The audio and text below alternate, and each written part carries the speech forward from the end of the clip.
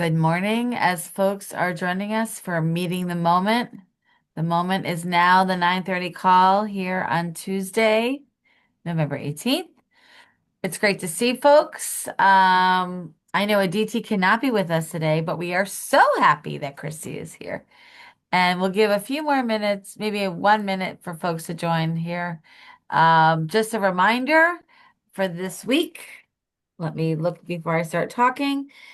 Tomorrow, we're going to hear from Representative Marjorie Decker and Kate Brand, who will talk to us more about bill, House 215, and act supporting the development of children experiencing homelessness.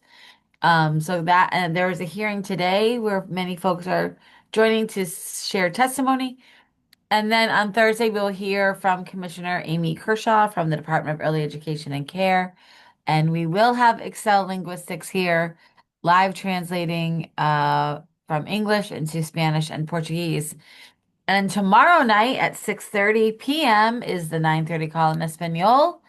And it's the same link. So we're always looking for folks to join that call. We'll put that information in the chat while Chrissy is talking. And Chrissy, I'll turn things over to you. Great. Thanks, Amy. Hi, everybody. I'm Christy. As a reminder, I'm the director of the Center for Early Childhood at the Home for Little Wanderers, and I am typically joined by Aditi Subramaniam from MSPCC. And we come here to talk a little bit about infant and early childhood mental health. And today I wanted to talk to you guys about gratitudes. Let me pull up my slides. And don't tell Aditi, but my slides are in PowerPoint instead of Google Slides today because I only use Google Slides for her. Chrissy, you could probably come to one of our team meetings where I rant about Google situations at least once a day. If you need a backup for that, I'm 100% there for you. So let's get started with a turkey scale. And of course, we need to know, how are we doing on a scale of turkey to turkey? Take a minute because there are 9 turkeys to assess.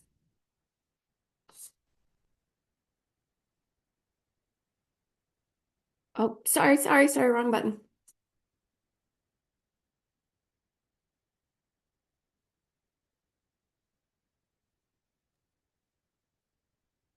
As people are walking, I have to share on Sunday, I was driving through Cambridge and I said the most pre-Thanksgiving thing happened. About 8 turkeys, full feathers, were walking across the street in the crosswalk, and traffic was stopped in every direction. And nobody was beeping.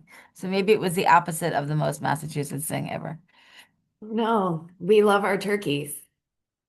So when you think you figured out which turkey best represents you, feel free to pop it in the chat or come off mute and tell us because you know it's more fun when people talk about their turkeys.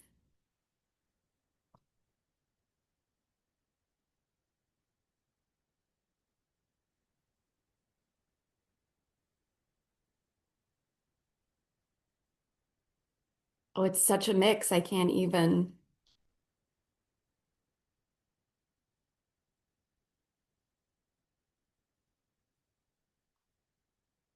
I'm going with 5 because I feel like that's what my computer sees me looking at it all day. It's like looking in the mirror. Who else will share with their voice? Because I am deeply curious about like Leslie Baker. What? Got to be more to that. Just feel like it's a general state of being lately, whether it's at work or personal.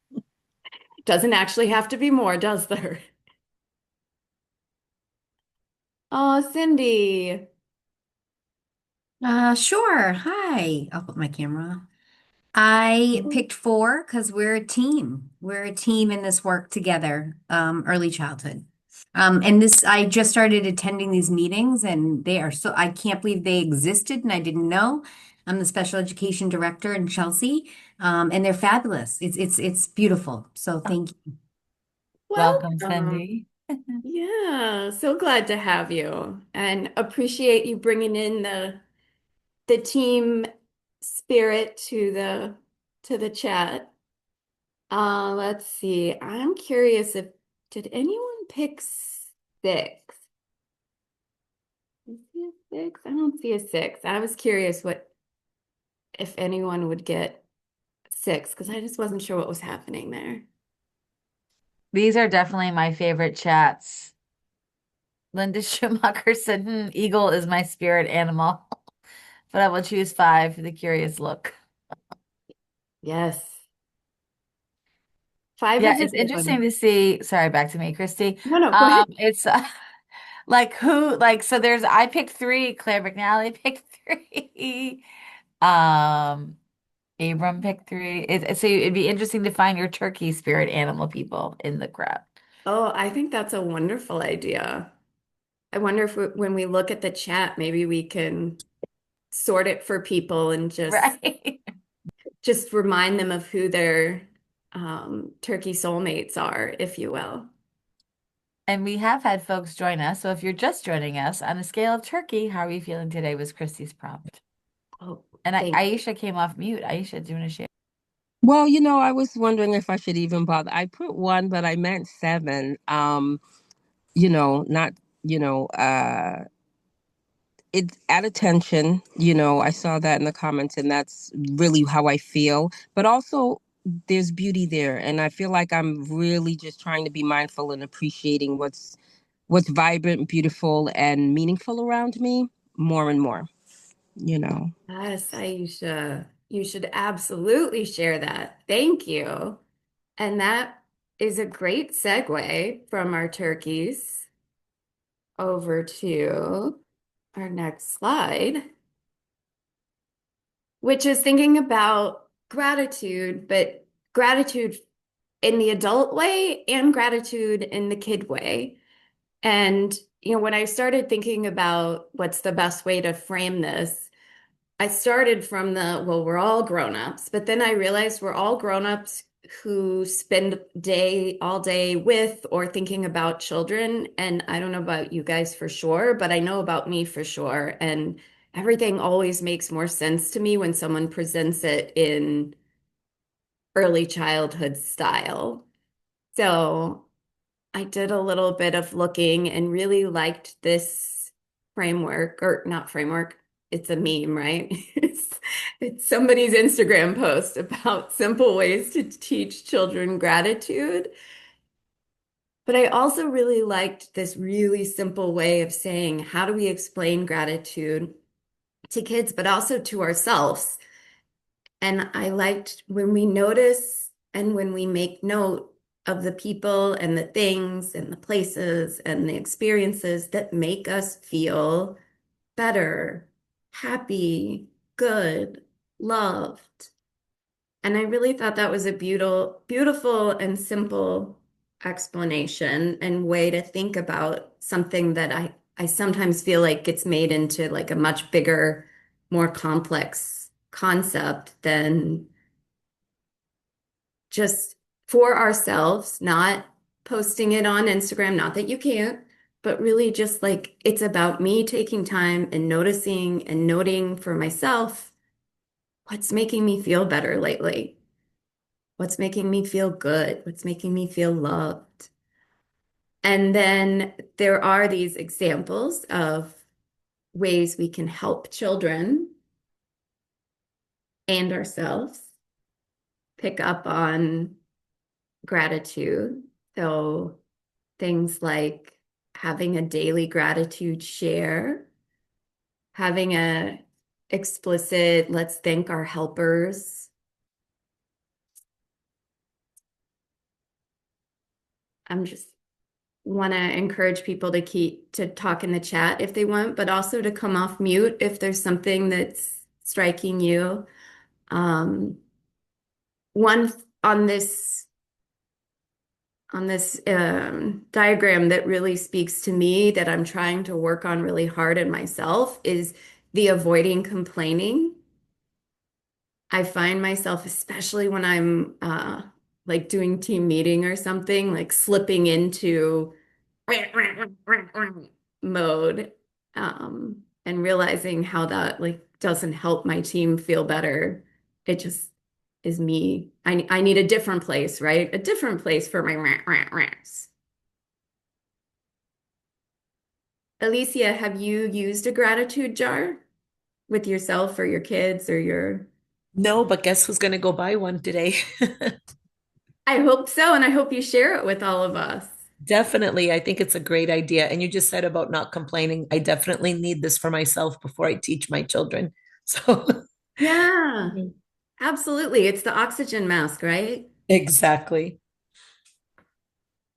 Donna, you said your love language is gratitude, spending quality.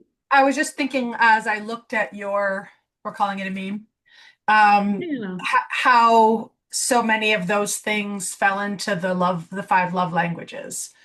So I was thinking about who you're expressing gratitude to and offering it to them in their love language. I love that. Um, Anything else that jumps out at people from this? Maybe Hi, they... I would say the share daily gratitude. I'm often telling my children by example how to be grateful just for the smallest things because it just makes things a little bit lighter for them to not, and also to go back to what you said and to not go to complaining first, but taking in what there is to be so much grateful for, even if it is their little snack or chip or going outside to the park or even going to school. So I just think sharing, and then sharing that with the people I work with too, just being thankful for each other and support. Yeah, I love that. Um, Leslie made a pie with a 3-year-old grandson on Sunday. He looked at his mom and told her, Moo Moo is doing great. I assume that Leslie, you are Moo Moo. That I am one of my aliases.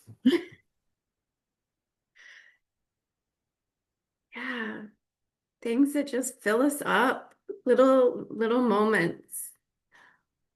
Sheila said, my kids find it hilarious that I notice little things like a squirrel gathering nuts, sorry, and I'll say, good for you, getting ready for winter, little buddy. Oh, Sheila, I love that. And yeah, teens need this as much as 2-year-olds, right? Like this is not just an early childhood thing. This is a all ages thing.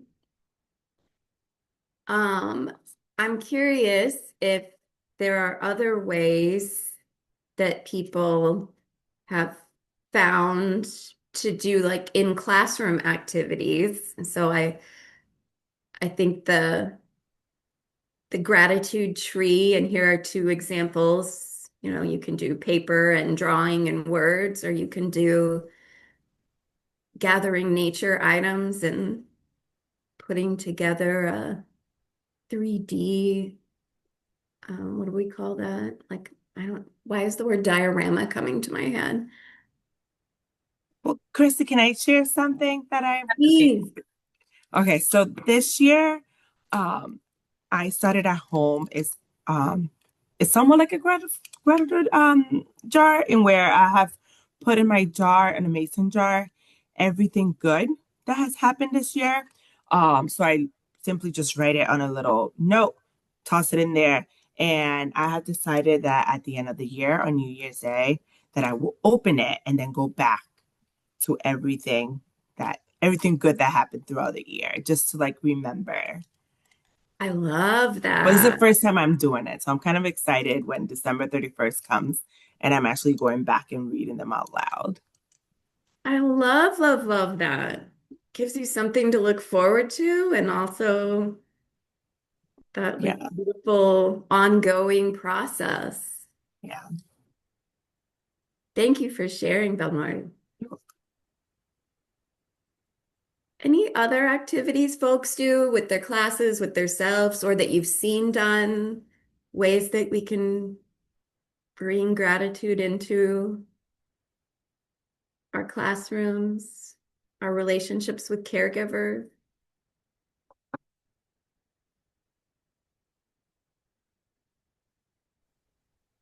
Donna, the rosebud and thorn activity, do you want to explain that to people? Yeah, I use this. I used to use this a lot with my staff, and then they began to use it in their homes with their children, and our school age team used it a lot with the school aiders. But it's any moment, day, activity. We do it on our trips. But rose is the thing that brought you the most joy. Thorn is something that you wish could be different. And bud is your hope for something in the future. It's a great metaphor. Linda, I'm seeing you like to remember to have gratitude for food, just calling it grace, calling it gratitude. Yeah, at least, well, I don't know. Me, I eat 3 times a day, so at least 3 times a day, that gives me a moment to pause and be grateful. I'll share one thing if that's okay, Christy. Yes, please. A couple years ago, my girls and I were at some random farm stand in Connecticut, and they had the biggest pumpkin they had grown that year, and people could write things they were grateful for on the pumpkin, which lots of people do that, write their gratitude on the pumpkin. But it was huge, and the girls loved reading all the different things that people from the community had written, and we spent so much time there reading everyone's. But it was just really a good memory for them and some nice time to spend together. And a good memory for you, it sounds like. That's amazing. I actually haven't seen that. I've seen it like in my internet searches, but I haven't seen it live where everyone was writing on their giant pumpkin and sharing. We ended up doing it at home, and I bought a pumpkin for the dinner table. And every night before we sat down, everybody wrote something, even if it was small, like, my fuzzy socks were clean today, and that was awesome, whatever it was. But yeah, we ended up bringing that idea home. I love it. And I think that's such an important point. I did a little bit of the research. There actually is quite a bit of research about how gratitude impacts psychology and brain development and releases of happy hormones. And it's not about what you're grateful for. It's just being grateful, and that's enough to build up a little bit of joy that like is actually in your brain, not just saying I'm happy, but your brain actually gets happier when you do regular practices of gratitude. Yeah, Edna, you don't have to use the word gratitude. It's kind of like a buzzword now. I hate buzzwords, but you go into the garden and express how amazing things are. It's that feeling of happiness we share in the same space. That's it. That's absolutely it. I did also have a resource here, which if you try to go look at it right now, it's part of the whatever's taken down a third of the internet situation. So you can't go to that link at the moment. But this is from the National Museum of African American History and Culture. And they have G is for Grateful as one of their ABC's activities books. So that it has several different activities, things like taking a nature walk. So there's another resource for folks. And then I also wanted to just share one of the pieces of evidence behind gratitude as a documented evidence-based activity that in this particular study, they did a randomized control trial and broke people into you just get therapy, you get therapy and do a creative writing exercise once a week, and you get therapy and do a gratitude writing exercise once a week. And the third group had the best outcomes. Hmm. Isn't that so cool? And then I also wanted to offer a little activity for us in this moment, if people are willing to just pause and use the framework of our senses. So if you could think of something for yourself, this doesn't have to go in the chat or out loud, but think of something that you like to listen to, something that makes your ears happy.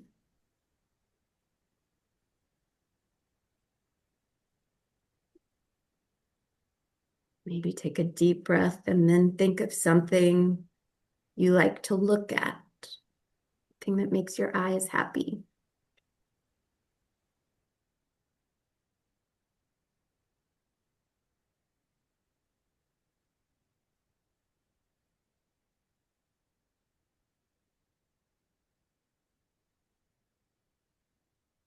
Think of something that you like to smell that makes your nose happy.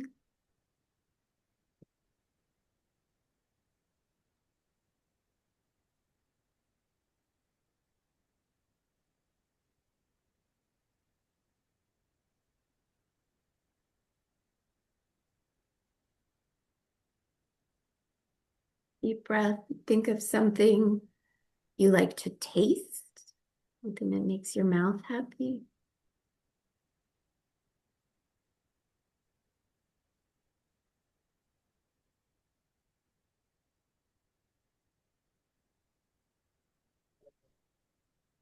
And think of something that you like to touch, a sensation of physical feeling makes you happy.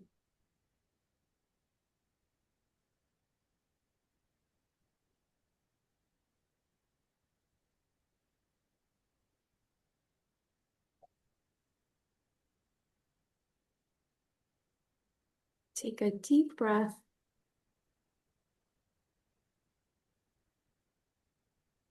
Just hold on to those 5 things and think about how you could incorporate a practice like this into the beginning or end of your days.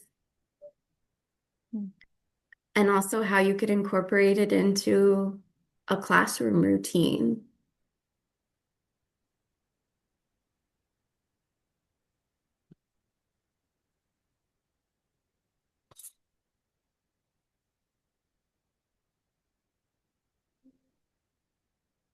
And then I also shared the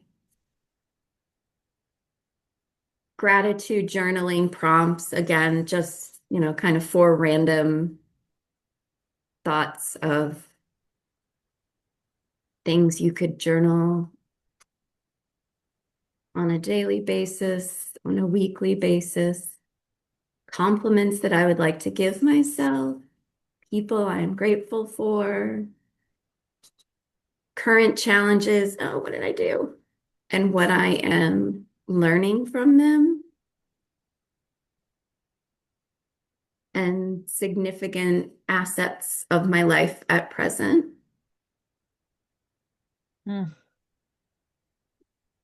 So I do see there's also more activity in the chat. So in the last maybe minute, we could look and see. And Christy, as you're reviewing, as folks have been joining us, we do have 5+ years of slides and information from calls. So Christy will send the slides and we'll post them in the follow-up folder. I'll add the link to chat so that you can find and recreate and repurpose. And Christy, as always, as always, we hear comments like Sheila has shared. I can't tell you how much I needed this today. Debbie Keenan says the breathing sensory reflection exercise was so therapeutic this morning in gratitude.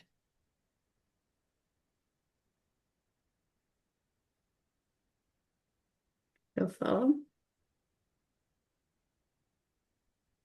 So the last slide was just to remind you that Aditi and I are happy to receive emails and grateful for all of you coming and participating, especially sharing of yourselves in the chat and out loud. I think when I think about what makes my ears happy, hearing, whether I'm literally hearing it or hearing it through the chat, that you guys find help from this, and even that just tiny little bit of a reset, that brings me joy, and I'm grateful for it. Anything else people want to? I'll just share with you, Christy. Sarah shares, thank you, Christy. Always a grounding moment that helps reset. You are a wonderful resource. I love the way that's framed. You are a resource, not just what you talk about, but you.